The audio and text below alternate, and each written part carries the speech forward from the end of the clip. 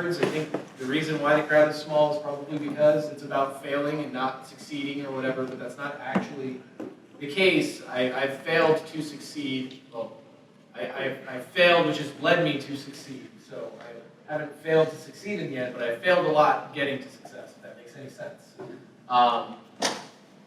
And everyone in this room, if you're going to be an indie developer, if you're going to release games, you're going to fail, and you're going to fail a lot. And you're going to fail constantly, but it's not the end when you fail. And that's kind of what this talk is about. It's me going over all the things that I've failed at, kind of one by one, and going in depth on why I think I failed there and how I think you guys can avoid making similar mistakes. I think that's really important because I think failure is teachable. Success is not teachable. If Stardew Valley is successful and you ask the guy who made Stardew Valley why was Stardew Valley successful, he's probably going to shrug his shoulders and say, I don't know. He'll give you his best guess at it. He'll say, you know, it's the right thing to make at the right time. But how's that teachable? How can you learn anything from hearing somebody who's had a success tell you why they think their game was a success? They don't know that that's why it was a success. It's always a guess. But if you fail, a lot of the time it's pretty obvious why you failed at something or why you've done wrong. It's not necessarily as obtuse or hidden as a success is. So I really like to talk about failure because I think that I can help other people avoid those failures and be successful on their own right by avoiding those things. You're going to find failures that I haven't experienced, and then you'll be able to tell people about those. Eventually, maybe we'll get to a point where if enough people talk about failure, everybody can cover everything, even though that's not really feasible. So, back up. About me, my name is Josh Fairhurst. I'm the co-founder of Mighty Rabbit Studios and Limited Run Games. I graduated from NC State in 2010. This is my 9th year in the video game industry. I started at Epic as a game tester on Gears of War 2. While I was still in college, I was a junior doing a full course load while working crunch time at Epic. Never do that. Never do that. It was the worst 2 months of my life.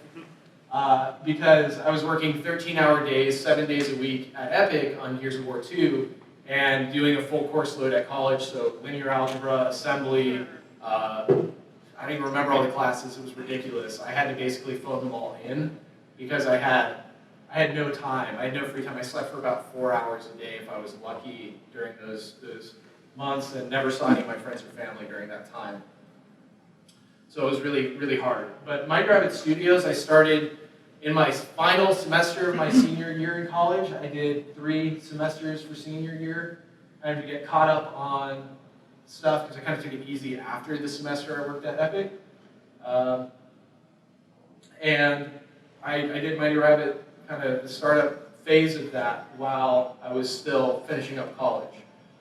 I managed to get lucky. There was a company in the area called Joystick Labs that was funding indie companies on ideas alone. You didn't have to have any kind of skill, experience, whatever. They'd give you $20,000 for an idea as long as they believed in you enough to think that you could make it. Believe it or not, they kind of weren't successful in funding a lot of people because they would pitch ideas and then not have any way to actually execute those ideas, and they ended up giving a lot of money away to people who had no idea what they were doing. And of the 8 companies they funded, only 2 actually ended up surviving. So Mighty Rabbit Studios and Nix Hydra. Nix Hydra makes games where you dress up eggs for Android that have been really successful. I don't quite understand. They're called Egg Baby. We've made games, quite a few actually, over the last 6 years.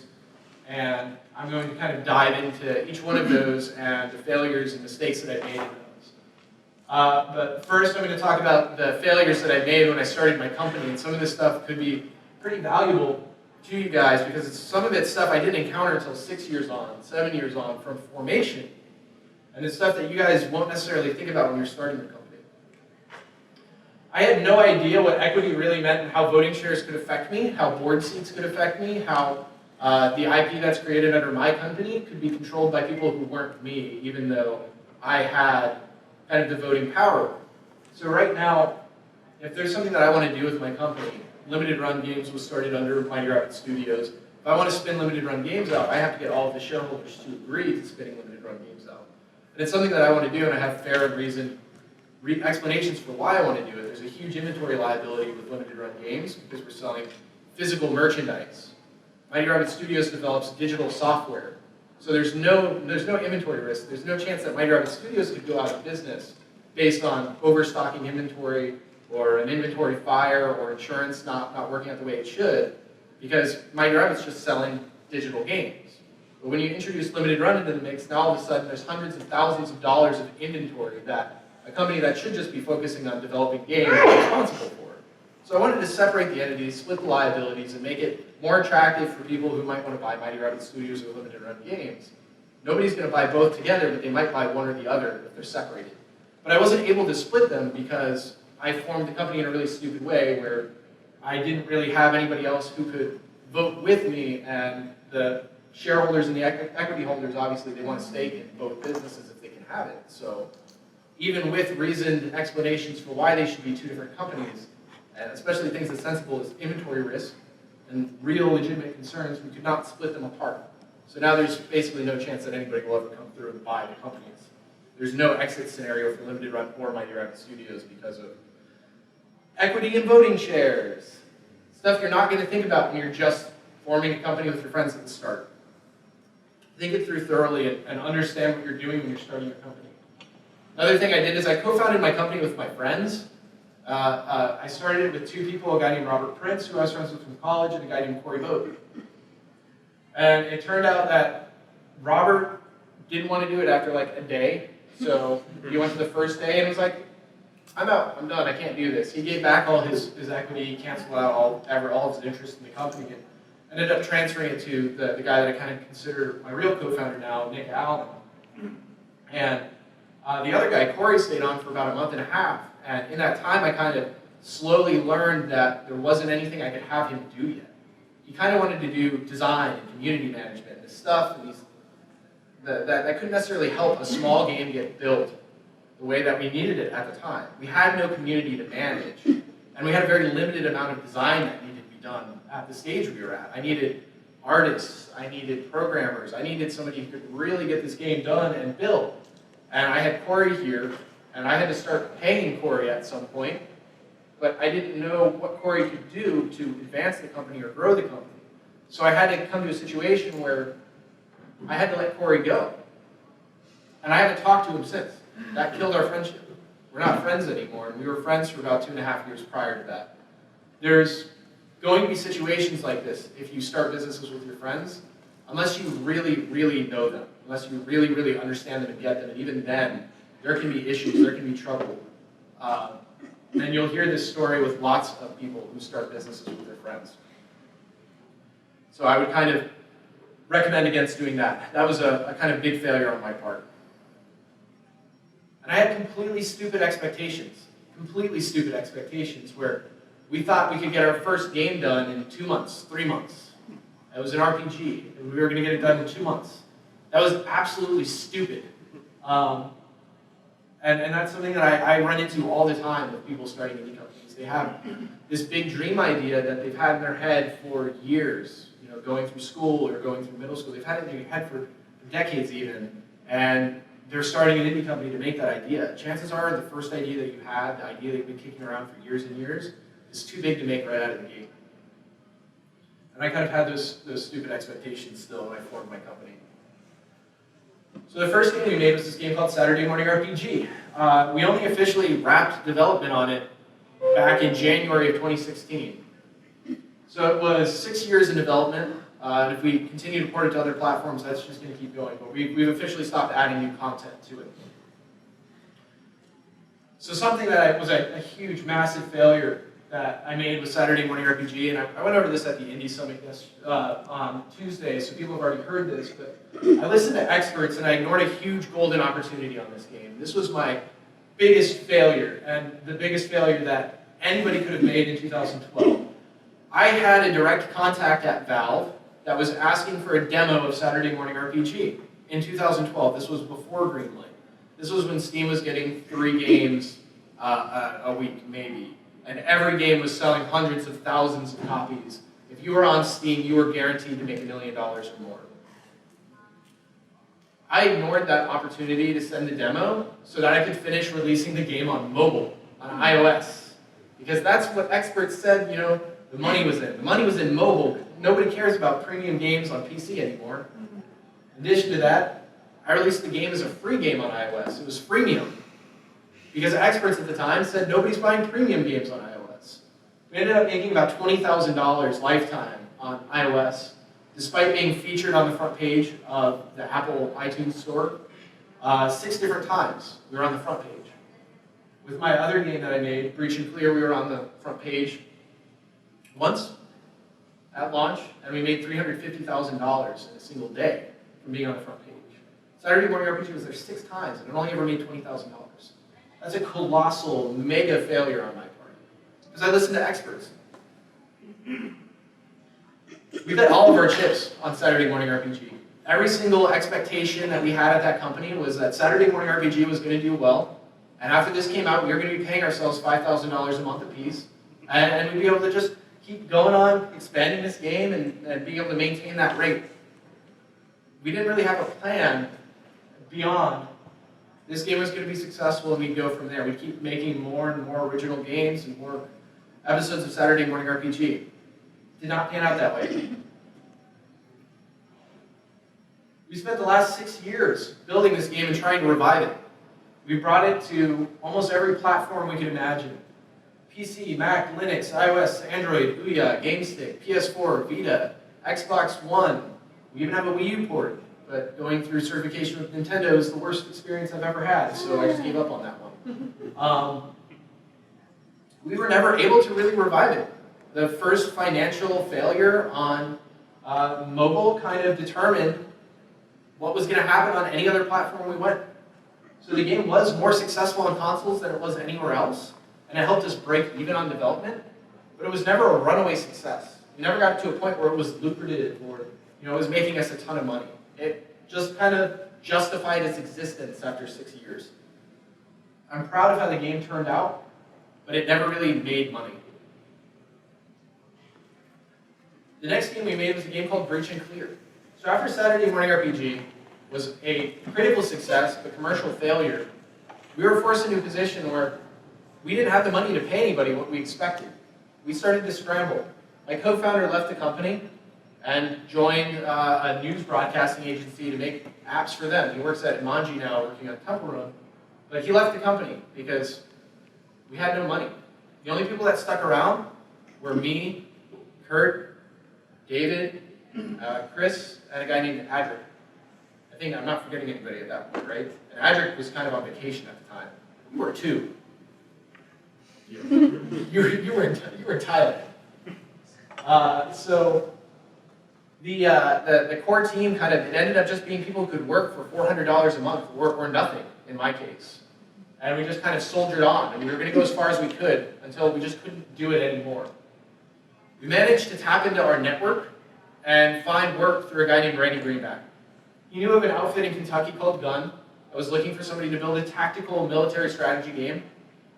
And through arguing some tenuous points that Breach and Clear was going to have some RPG stuff in it, we've made an RPG. They'd be great for this. We managed to land contract work doing Breach and Clear, but there was some major failures here. We didn't have the guts to ask for a revenue share. We were so desperate to get work that not only did we sell ourselves short on the amount of money that we should have gotten for that game, we didn't ask for a revenue share. We have no stake in the success of that game. We're basically just getting paid to make it, and that's it. And we built far too much for far too little. They originally brought us on to build a vertical slice of the game. And if you're not familiar with the term, a vertical slice is a minimum viable demo. It's basically one level that shows you this is how the game's going to play, this is what the moment-to-moment gameplay is going to be like, the action, And then you take that and you sell that to publishers. You pitch that to investors, and they use that to say, we'll put more money into it, and the budget can really blow out, and the game can be finished. And we agreed to build a vertical slice. We built the entire game for the money that we agreed to build a vertical slice for, which was ridiculous. Because we realized our client was going to release the vertical slice, because they didn't understand that vertical slices weren't supposed to be released. So to save face on our own side, we kind of built this out and made sure it was releasable and in a state to be released. So we built far too much for far too little. We should have asked for more, or just built what we had agreed to build. But if we hadn't done that, we would have gotten our next project. The original Breach and Clear did so well for our client, not necessarily us. There was periods of time after Breach and Clear where we were scrambling for work. We were always desperately pitching them new things. Hey, how about this add-on content pack where we're selling hats? How about this thing where we're selling clothes? How about this new map pack or whatever? We were scrambling every month to find out, like, what can we get them to pay us to do next so that we can stay in business. There was about 5 or 6 times that we almost went out of business after Breach and Clear launched. And at this point, I think the most anybody at Mighty Rabbit was getting paid was maybe $1,000 a month, if that. But after Breach and Clear, we managed to get a better rate to do Breach and Clear deadline. We went back to our client. The first Breach and Clear had done well enough where there was a publisher that wanted to get involved and was going to fund this game to the tune of close to $400,000, which was a real budget for once. But it ended up that there was too many hands in the pot. We were the bottom of the totem pole. We were the contractor to the client who was being published by a publisher that was being published by a publisher. So to break that down, the hierarchy was Mighty Rabbit Studios at the bottom developing the game, Gun as our client above us, Gambitious, or Devolver, I don't know which would be at the next one, Gambitious above them, and then Devolver above them. So we had essentially 3 publishers telling us what to do. So the guy at the top would tell the guy below them that they wanted this thing, and then the guy below them would tell our client that they wanted that thing and another thing that they wanted. And then our client would come back and say they want these 4 things that might not even have the things that the guys at the top asked for. So we're trying to please 3 different parties while also trying to please ourselves and our own desire to make a good game. So we had people from all sides telling us what to do with this game and how to design it.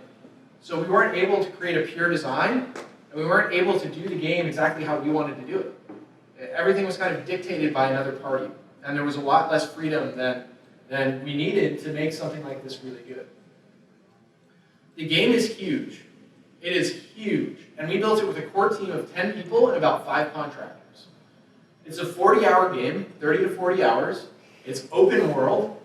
There's procedurally generated dungeons. There's over 200 to 300 pieces of loot that you can pick up. That's gear, that's vests, outfits, guns, attachments.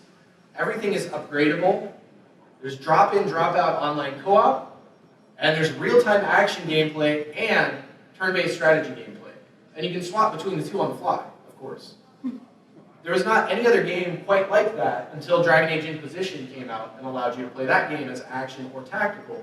And it was kind of like building 2 games at once while those games were already one of those would have been way too big for our team.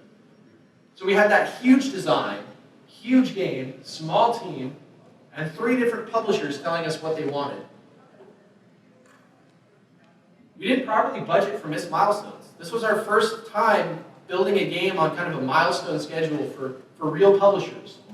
And we didn't properly budget for those milestones. So it had to go through a review with Gun, and then a review with Gambitious and Devolver. And we had to please both parties to get the money, because Devolver would pay Gun, who would pay us. The money would trickle down. So we were getting approval from multiple places. If we didn't please one of them, we wouldn't get the money. So there was a few times where we didn't have the money to do payroll, and we'd have to push payroll 2 weeks, or 3 weeks, or whatever, or have to say, like, I think there was a point at the end where I had to offer people royalty shares on the game to just make sure we got it done. I paid one guy in copies of limited run games. So limited run, if you don't know, I put out physical versions of digital games. First game we did was our own game, Breach and Clear, and I paid a contractor 30 copies of that to finish the online multiplayer and deadline. Because I didn't have cash. I had no way to pay him. Because we didn't properly budget for missed milestones or updates at the end of the dev cycle. We were far too willing to accept new content from the clients. So 3 months into the development, they requested drop-in, drop-out multiplayer because somebody that they were talking to asked for it. So we did not account for that in the design. Bear in mind, this is a game that allows one player to control the flow of time.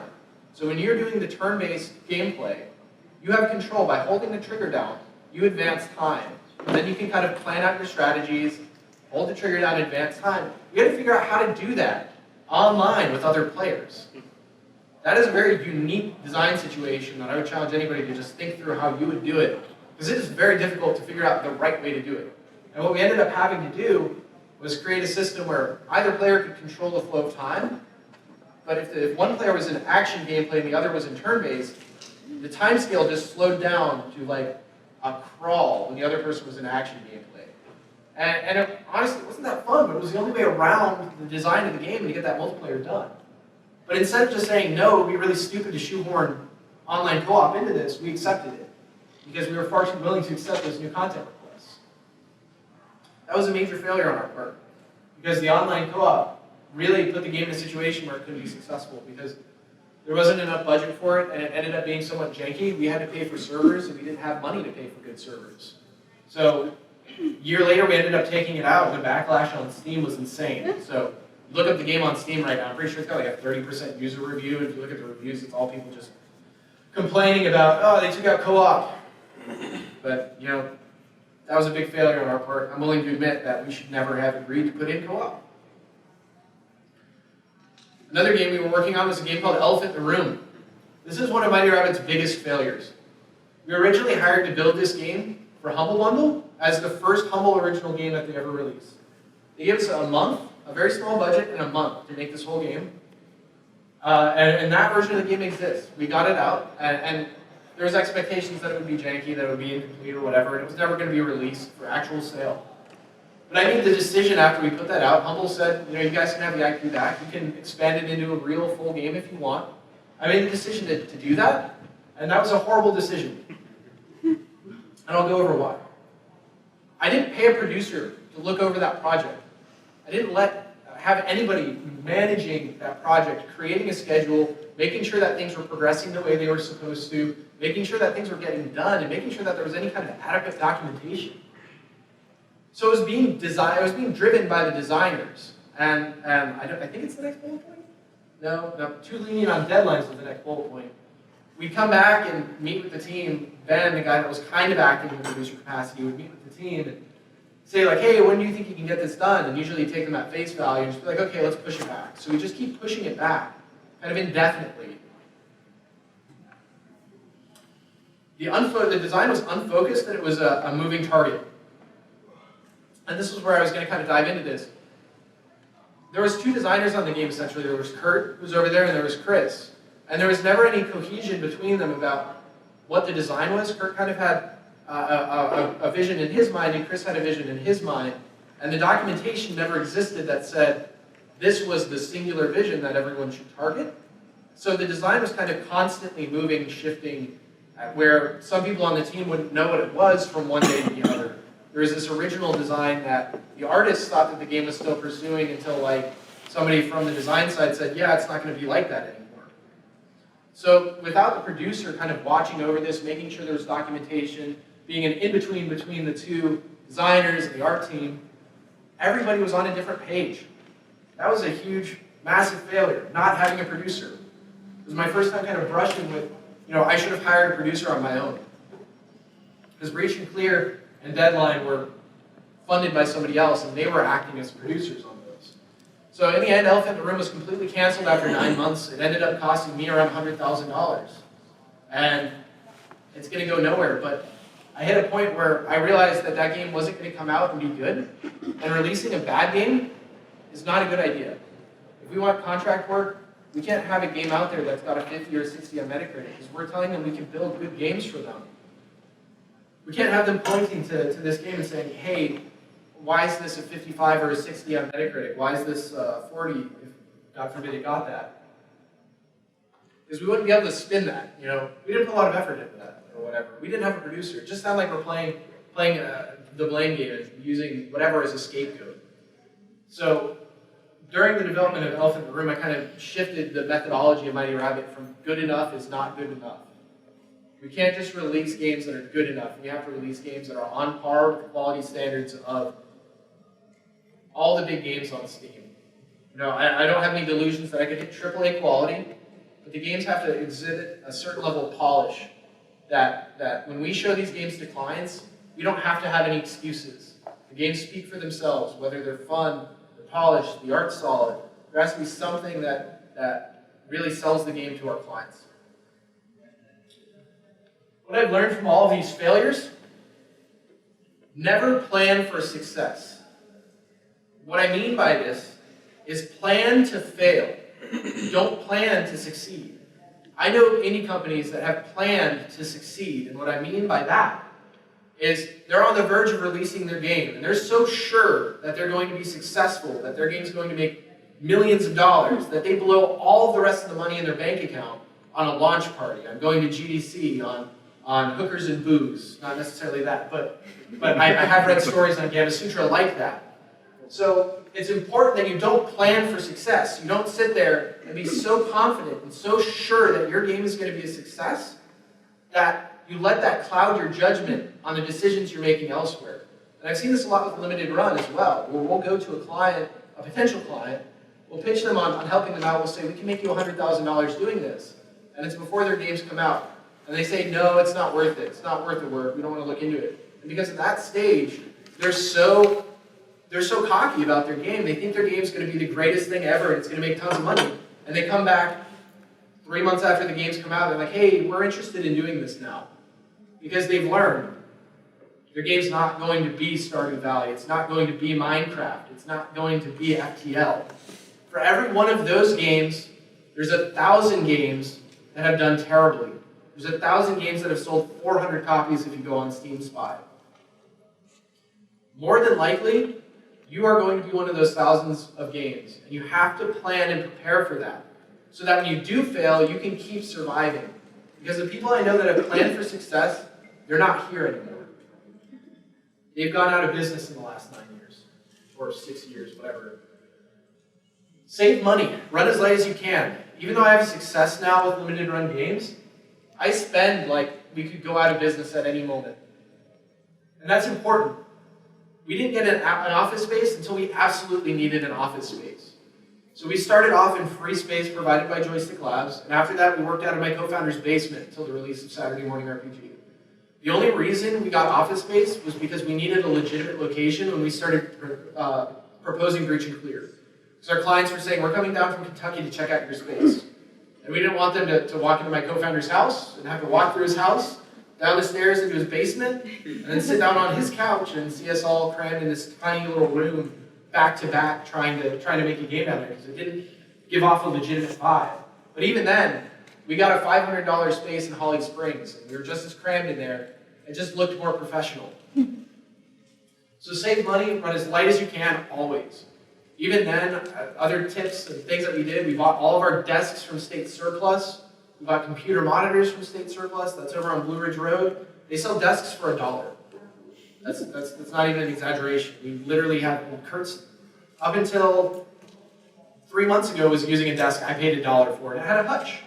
It was a nice desk for $1. It was an old NC State dormitory desk. In any case, you don't need to go to IKEA and spend $1,000 on furniture for your company. You just go to State Surplus, buy used, run light. If you can afford to pay yourself less, pay yourself less. Pay people what they need until you get to a point where you can kind of get everybody to the same level, which is how we operate. I paid myself next to nothing and got my employees up to better levels before I started paying myself more. Experts are actually idiots. Follow your heart. That's something that I learned with the freemium thing, the release on mobile, not Steam advice, and with limited run. With limited run, people were saying physical media was dead, and nobody wants Vita games. Those are two fallacies that experts were professing, and now I have a super successful company that are based around both of those things. So don't listen to experts unless there's somebody you really, really, really trust and is talking from actual experience. And I'm not considering myself an expert, so don't ignore me. Well, you can ignore me. You can choose. That's on you. But I'm under no delusion that I'm an expert. Chasing the hotness is never the right approach. So our clients had us make Breach and Clear deadline because zombies were popular. Zombie games were the hotness. So they said, let's take this super hardcore tactical military game, Breach and Clear, that did super well, and turn it into a zombie action RPG dungeon crawler for some reason. Because zombies were popular. And that didn't really pan out to be the right approach. The original breach and clear is far more successful than breach and clear deadline. If we had just kind of built on the original basis of breach and clear for a sequel, everybody would have been in such a much better position on that game. So I kind of say follow your heart on that one as well. You know, make what you want to make what appeals to you, not what appeals to everybody at the moment, because whatever appeals to everybody at the moment is being made by 30 other people at the same time. You're going to be too late to that trend. Under-promise to clients and over-deliver. This is something that I really want to stress. When you do contract work, they're going to ask you to set up a milestone schedule, and they're going to use that milestone schedule to determine when your payments are. So you can kind of fudge that. You can kind of pick and choose what you want to be on there and know in the back of your head the other things that you're going to do in addition to that. If you get super minute on that milestone schedule from the get-go, without them asking you to, try to get something vague through first. You can over-deliver and you can under-promise, which makes it easier for you to hit your milestone targets and actually get your money. If you put too much on there, you might not be able to meet those milestones. You might end up really hurting yourself.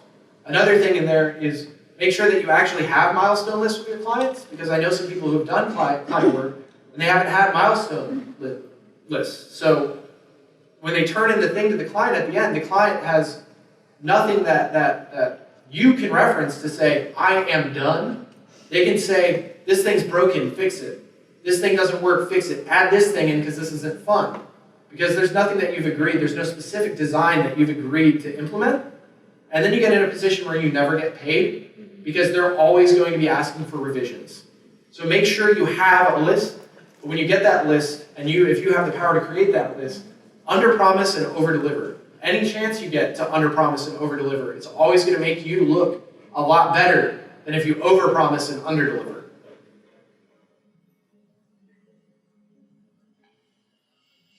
Never ever sell yourself short when you're negotiating with a client. Don't be afraid to ask for a revenue share. So some of the work that we're talking about now, they're saying, you need to ask for a revenue share on this. With Breach and Clear, we were afraid to ask for that revenue share. That game has made nearly $4 million now for our client. We got paid about $100,000 to build it. If we had asked for a revenue share on it, we would have had solid cash flow for the last 4 years. We wouldn't have had 20 to 30 different times where we were going out of business or about to go out of business. There wouldn't have been times where I was scrambling to figure out how I was going to pay the people I cared about, because we would have had that revenue share to fall back on. In addition to the whole don't undersell yourself, that $100,000 was grossly underselling ourselves. Because I was getting emails at the same time where it was like, if you want help getting your game done, hire our contractors in Indonesia at $25 an hour. And I'm like, $25 an hour? We're like getting paid like $5 an hour or $10 an hour. We were selling ourselves cheaper than outsourced people in Indonesia. And that's a problem. Documentation. Create documentation for your game. Create a solid design doc. Create a production plan. Create sprints, milestones, break tasks down. Actually spend time in pre-production and do pre-planning. So you don't end up in a situation like Elephant in the Room where people are just kind of wildly flailing their arms around hoping that something was going to work out. Because something is not going to work out. If it's a one-person team, it could work out because the design's in your head and you're implementing it. You're kind of the one-man show on that. But when you've got 10 people working on a game, you need to make sure that there's something that somebody can go back and reference for every aspect of your game. If you don't have that, you're going to get in trouble. If you can afford to hire a producer, or even if you can just find a friend to act as your producer, somebody who's interested in being a producer, bring a producer on. Have them watch over you, and don't get annoyed when they're telling you that you're not getting things done. Just let them be that guy that keeps everybody on task, because it's massively important.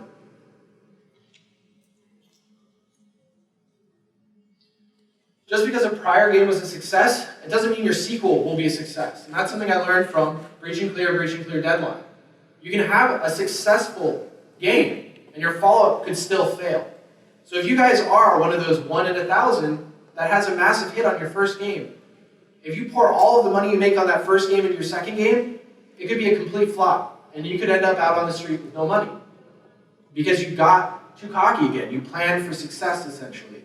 There was people that I looked up to in 2010 and 2011 that I would go to GDC and sit down and eat lunch with and feel like they were mentors to me because they had such successful games that were making $10,000 a day or whatever on the App Store. They're gone now. I go to GDC now, they're nowhere to be found. They've taken jobs at consulting agencies, and they're working day jobs, 9 to 5s, because their follow-up games failed. And they were too ready for success on follow-up games. They weren't prepared for that failure to come.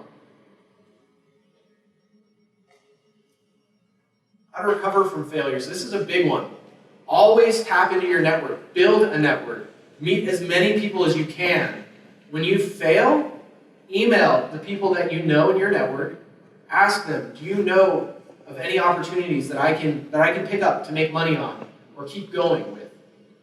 That's been massively important to me, to have my network. If I actually created an infographic of my network and how each opportunity has led to the next, it'd be the most confusing, complicated spider web of infographics out there, but it would illustrate this point so well. With Breach and Clear, I got that because of Randy Greenback, who's a guy that's now working on Friday the 13th. I knew Randy Greenback through Chris, who was one of my designers, who I knew from Nick, who was my co-founder. So it was Nick to Chris to Randy Greenback, and from Randy to Gunn. And Gunn led to Breach and Clear Deadline. From Gunn, we met Robert Bowling. Robert Bowling went to Humble, and that's how the Humble Monthly opportunity happened with Elephant in the Room. From there, we met other people who introduced us to other people who led us to these other opportunities that got us to Sony, that allowed us to start Limited Run, and it's just this cascading series of dependencies from my network. You're never going to get anywhere by yourself. And I have no delusions that I'm here because of myself. I'm not. I'm here because other people helped me get here. I got my start in the industry because of Walter Rodenberry at Wake Tech, because I dual enrolled at Wake Tech when I was in high school in 2004. He got me my job at Epic. The job at Epic helped me get Joystick Labs. It's never just me. I've kind of just failed my way into everything I've been in. I've just fallen into it by luck. It's dumb luck that I'm successful at this point, and especially considering how often I've failed. But it always comes down to network. Meet people, talk to them, stay in touch, be nice. I think that's one of my points later. Find the success in your failures and use that to pitch your follow-ups. And that's what we did with Saturday Morning RPG. It was critically well received. It was a commercial flop. So when we went to do Breach and Clear, we were able to say, look at this game, it's fun. It reviewed well. We have a 75 on Metacritic, which is pretty good for your first game.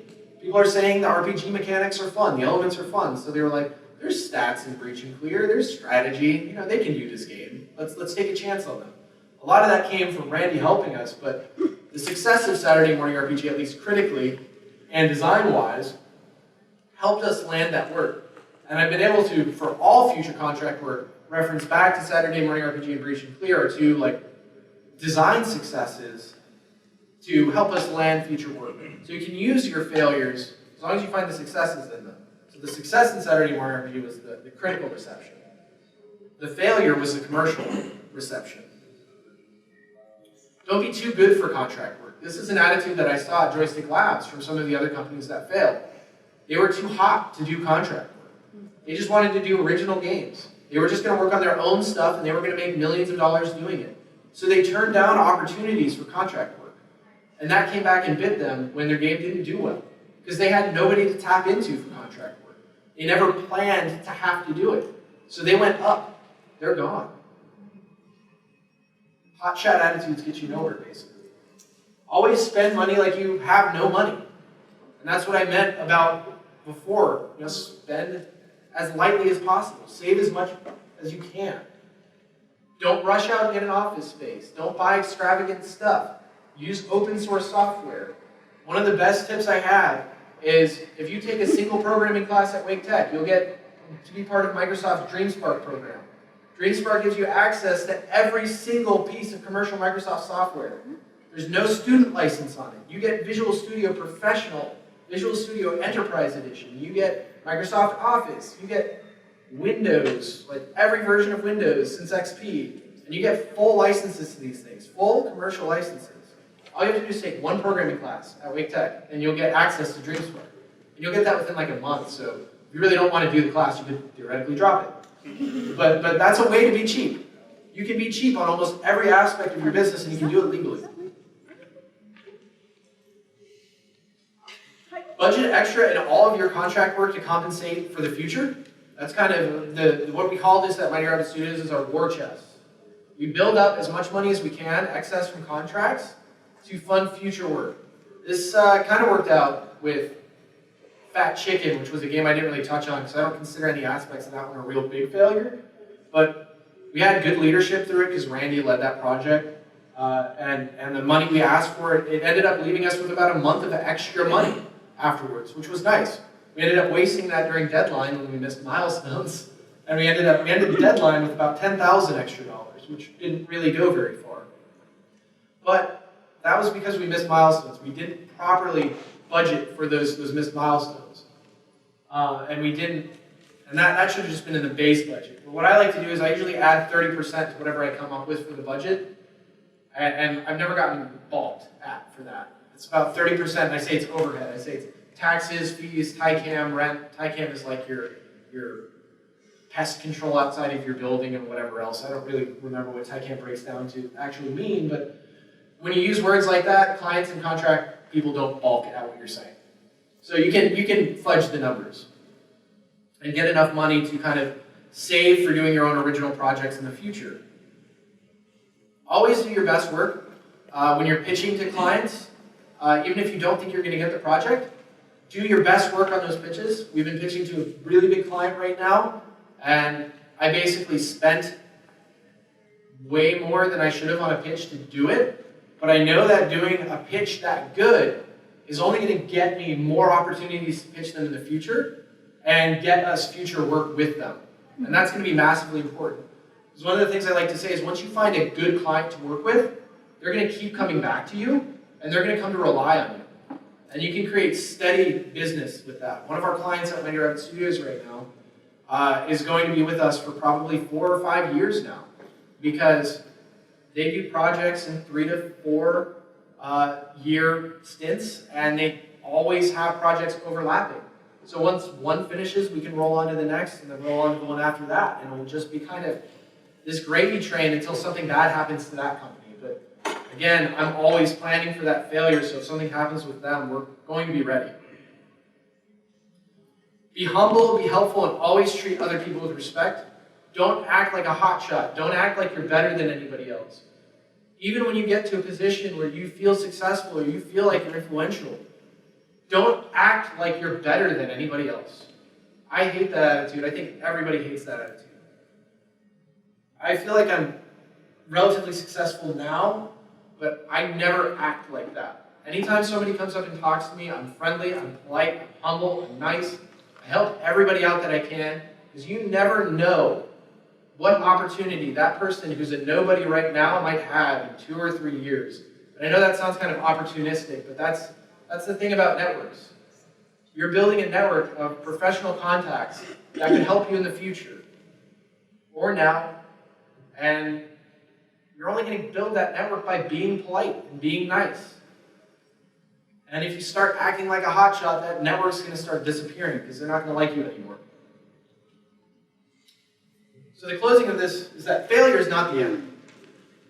There's been so many times that Mighty Rabbit Studios was about to shut down, where I honestly was prepared to close the doors, where I called meetings with all my employees and said, start looking for other opportunities, we're going out of business. But we're still here, and we're more successful than we've ever been, because we've managed to fall back on our failures and go back to our network and really work hard to get more opportunities and find more work. It's about being tenacious and not giving up when you fail, but being prepared for that failure when it happens.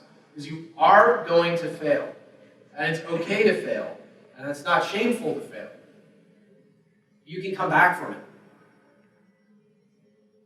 That's it. So.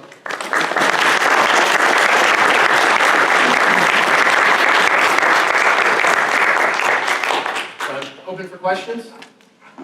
How do you bridge the gap in your contract negotiations between being vague, so you can underpromise, and being specific so that they know when something is So finished? when you're talking to your clients, hone in on what sounds important to them. Okay. So see what they're bringing up the most. If they're bringing up a particular gameplay system or art, if they keep talking about, oh, they want the art to be really good, focus your milestone delivery on the art and obfuscate the programming tasks.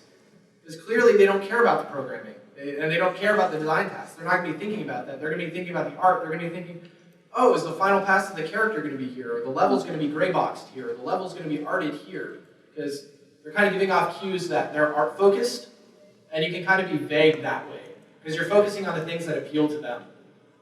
But then, I mean, I'm just, to clarify, are you suggesting that programming tasks, which I would think would be much more time intensive, aren't on the milestone list? Or they would be on your internal milestone list. You would have this kind of scheduled internally. It's No, what you're I mean- sharing. It's what you're sharing externally with your client and what they're going to be holding the milestone payments against. You could still end up in a position where you're screwed at the end of the project if you haven't gotten those things done on time, but you're not screwed financially in the middle of the project, which is the big problem. Because if you get to milestone 1 and they say you haven't hit this huge list of tasks, and you don't get that first milestone 1 payment, what happens if your programmer says, I have a bill to pay, sorry, I'm going to SAS? no, I just think you should get paid for programming too, that's all. Well, you still would get paid, because the client would still pay you. Because your milestone list that you're sharing with them, it's going to say that they're still going to pay you this chunk of the total budget, and your internal budget is still going to have the programming tasks under there. So the programmers are being paid. I get it, okay. Everybody's being paid, it's just that you're getting your milestones easier because you've made the milestones inherently easier to hit, and the client's also thinking you're doing better work because you're hitting your internal milestones rather than the somewhat light external milestones that they have. So they think you're going above and beyond on their work. I mean, they'd never just give you extra money though, right? So, Well, they'll give so you I extra, don't know why you want to give them money. they'll give you extra money at the end of the project if they think you've done a really good job, because they'll keep working with you. That extra money is continued work. And they're left with this really great impression. They always over-delivered. But if you're over-promising and under-delivering, you're going to get to the end of the project and they're going to say, they sucked. I'm never working with them again. So it's all about controlling. It's kind of the same as doing like a media message. It's controlling the message of your company. You know, when you do media, you don't focus in on, you don't tell the press the game has some bugs in it or whatever. You only tell them about the stuff they want that you want them to see. So with the client, you tell them about the stuff you want them to see based on what you think they want to see. They might come back to you and say, this milestone list isn't detailed enough. And that's where you know you've got somebody who actually knows what they're doing. And you can't pull this trick. It's just if you do that from the start. If you give them the detailed one from the start, you don't ever have that chance to over-deliver. What are some of the experiences you've had with scope creep from the higher end that you dealt with? But what's a good way to deal with it politely without seeming... You mean from like clients or contractors? So what you're actually supposed to do is make sure that in your initial contract that you have some kind of clause about feature requests, and feature requests should be signed off on by both parties in written form. And so that says like, you have agreed to do this thing, and sometimes that leap of requiring them to do legal work, to actually have to go through their lawyer to do this thing, it gives you an easy way to just say like, hey, get me the legal paperwork and then we'll talk about doing this, and then they'll back down. If it's something you really think that you can do anyways, you can kind of say, forget the formalities, let's just do it. But if it's a really big feature, make them jump through all the hoops and tell them that you'll need this much extra money to do it. And if it's a big feature that you really don't want to do, the best, most polite way to get them to back down, rather than telling them it's a dumb idea or it's too whatever, you give them a blown out amount of money. You say, if it's only going to cost you $25,000 to do the thing, you tell them it's going to cost $100,000 because you really don't want to do it. You don't tell them you don't want to do it. You just say it'll cost $100,000. And then they're either going to balk at it or accept it. And if they accept it, it's a huge win for you because you just made $75,000. It's a win-win situation. And if they don't accept it, then you got what you wanted. You got them to back off of the feature request. Because, It's like playing the chess game like that. and they're also not offended because you gave them a legitimate shot at it. You said it's going to cost me this much. So they're not offended. You're not just outright throwing it out the window or whatever. You can't get so super ridiculous with it that it's unbelievable. We can't be like, this thing that'll take a day will cost $1 million to put in. But if it's believable, if you double the cost, triple the cost, or whatever, you can get them to back down, and it seems legit.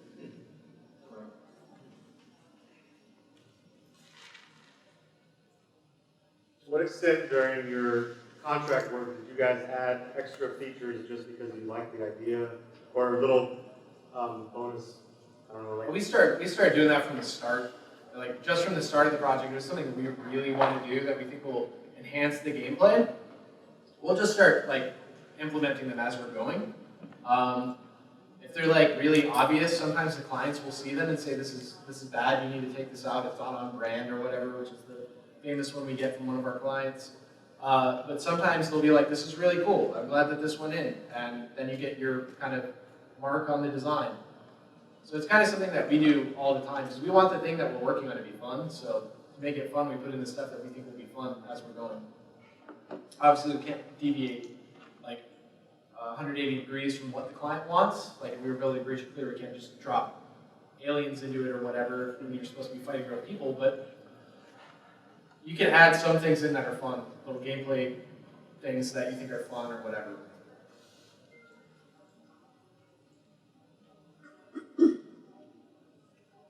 Anybody else? I think we got 8 more minutes. What classifies like this as fun without being too ridiculous? You guys know. So, too ridiculous in what extent? For what? Well, you mentioned aliens, and I immediately thought of Metal Slug. Just Okay. the way they build their game. Just Well, it's kind of like what your client wants. So if your client tells you to build a realistic tactical military game, you kind of get an idea of what you're supposed to put into a realistic tactical military game. And we couldn't just, out of nowhere decide that your military guys are going to be on a spaceship fighting aliens or whatever, unless they ask us to put the military guys on a spaceship fighting aliens. Because we did eventually do a crossover with Frozen Synapse, which had your military guys going into a computer like Tron and fighting computer things. But it was a crossover. Our clients asked for it, so it was okay. That was fun to make. It really just comes down to your feel on that, what's ridiculous and what's not. Maybe Easter egg, or if you guys find something. Yeah, especially if it's something like we have like a pumpkin you can wear on your head in Breach and Clear. We like hit it, like you have to name a gun like Spooky Pumpy or something like that. And if you do that, like the pumpkin unlocks on the menu, and then you can wear the pumpkin. But our client would have got really mad if we just put a pumpkin in the game. So yeah, that's in there. A lot of people do that. Get past that.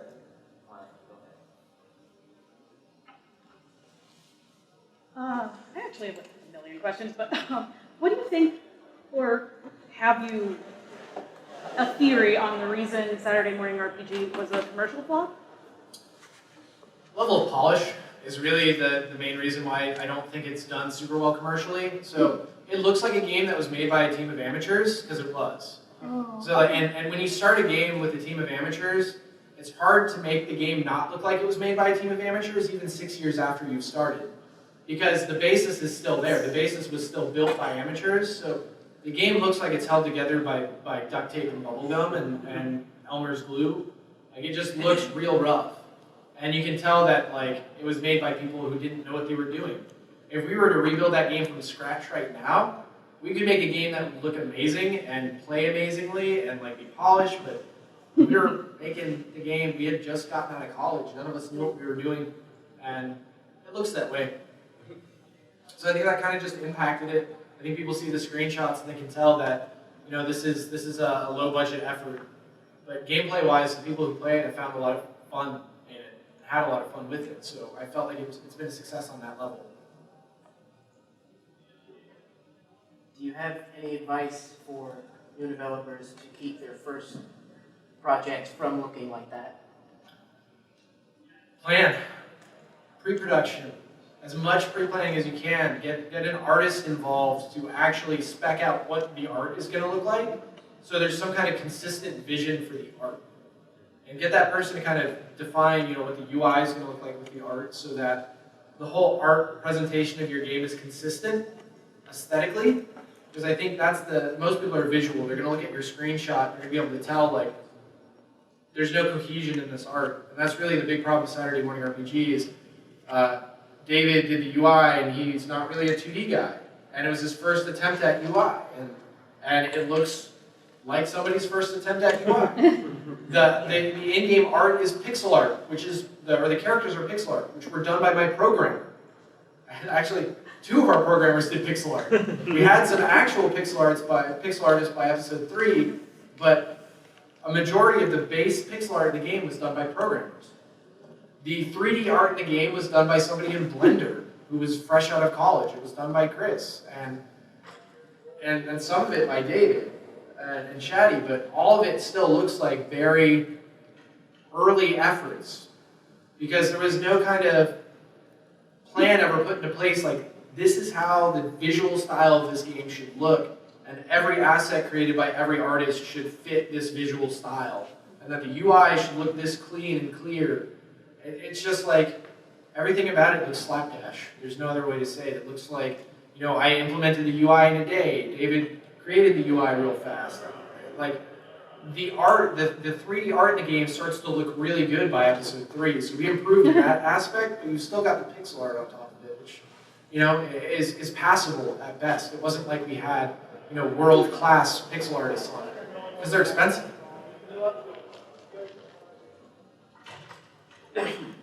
When you were first starting the company, how you started with a group of friends. How did you go about establishing that group of friends and selecting who would be on the company and who would not? Was it just a matter of having people who know who want to join? The 2 people that I started the company with that left the company were, Corey was somebody that I knew that I thought could do art, and it turned out that he really wasn't skilled in doing art. And Robert was a programmer that I met at NC State. And he was in my classes, and he was a guy that I liked hanging out with, and he was a good programmer. So it just felt like it made sense that we had a designer / programmer in me, a programmer in Robert, and then an artist in Corey. And then Robert left after a day, and we had to get rid of Corey after a month and a half. But I brought Nick on because I knew him from Wake Tech, and I knew that he was really passionate about making games. He had wanted to make them for 10 years, had done a bunch of amateur projects himself, and it just felt right to bring him into the fold. He was a programmer that could also do pixel art, so it made sense. Chris Cooper, who I brought on for the 3D art, I knew from Wake Tech, and he was kind of willing to do it, and the passion was there. It was kind of a feel thing. Like the people that I brought on, I could tell that they were passionate about it. And I think that's the most important thing is when you're starting an indie company, you can't have people in a paycheck role, which is what I like to call it. You can't have people there that are expecting to get monthly paychecks that are significant and substantial. At the early stages of an indie company, it's going to be passion driven. You have to have people who are passionate about the company and want the company and the product that they're making to succeed. The worst hires that I've ever had are people who have turned out to be in paycheck positions, where they did not care about what the final project was. They were there to get paid, even if it was only a small amount, and they'd be gone as soon as the money dried up. The people with the passion, if you bring on people who care about the product, when you run out of money, when you get to a point where you have nothing left to pay, but revenue share or whatever, they're going to stick around. They're going to believe in the company, they're going to believe in you, they're going to believe in the project. But people with paycheck roles, they're going to be out. And that's why I don't back Kickstarters when they have all paid contractors that are working on it. That's my #1 red flag for a Kickstarter I won't back.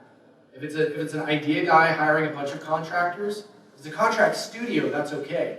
But if it's a bunch of guys and they're like, oh, I met him through a forum, or it's some other guy, if it's a bunch of people in different states that are all remote from the guy, I know they're all in paycheck roles. And I know nobody budgets Kickstarters right, so all those people are going to bolt the minute the money's gone, and that project's never going to come out.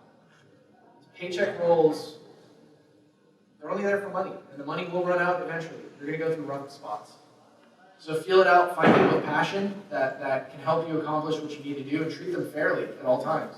Like I said, I paid myself nothing, and I paid the people that worked with me money. I made sure that they were taken care of before I took care of myself.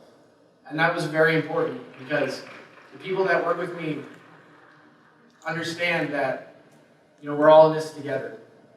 That it's not just to further me or to help me build my company up, that we're all working to build a company up together and make good things together. On the Kickstarter topic, what advice would you give a first-time developer if they feel like they wanted to fund their game through Kickstarter? And if you fund your game through Kickstarter, make sure you actually understand the platforms that you're saying you're going to come out on. My least favorite thing these days is to go on a Kickstarter and see somebody promising that they're going to ship on the Nintendo Switch. We've been developing for 7 years, and Nintendo isn't allowing us to develop for the Nintendo Switch. Right. Why are they going to allow this random game over here to be on the Switch? So they're promising they're going to be on the Switch. They have no idea if they can be on the Switch. And my least favorite thing past that is people saying they're going to be on Vita. The Vita is less powerful than an iPad 2. Understand the hardware you're developing for, because most games aren't going to be able to come out on the Vita. But people will make that a stretch goal all the time. They'll be like, the goal's $100,000, but $125,000 will add the Vita. And then you'll see like, Game X cancels Vita version. Right. No shit. Like Hyper Light Drifter is a good example. Moon Hunters. Both of those games kickstarted and Vita were stretch goals and canceled. Vita's too hard. It's hard to develop for. Know your platforms. Don't overpromise. It's another case, underpromise, overdeliver. I think the developers of Hyper Light Drifter did a talk at GDC about how their postmortem of what they did wrong. Yeah. So if anybody has access to the vault. And I'm sure that they mentioned don't promise the Vita. They probably said I haven't seen it yet, but they probably said exactly your summary. So I think I have to wrap up. Yeah. Maybe another person speaking. I did. Just in case anybody wants to see a trailer for Reaching for the Deadline, so we figure out how to drag this over here. I've got our trailer, so I wanted to play that because I'm proud of this. I edited this trailer.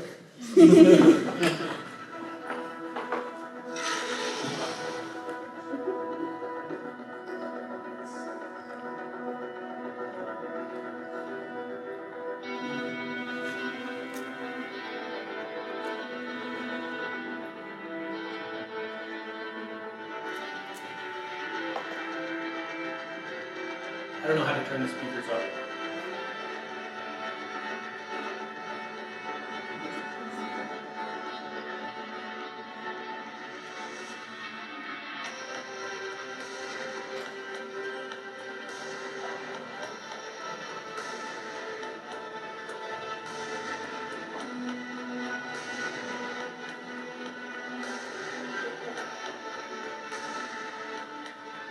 Harbor City has fallen, but we will not. Tonight we will breach the dark. Tonight we will clear the dead.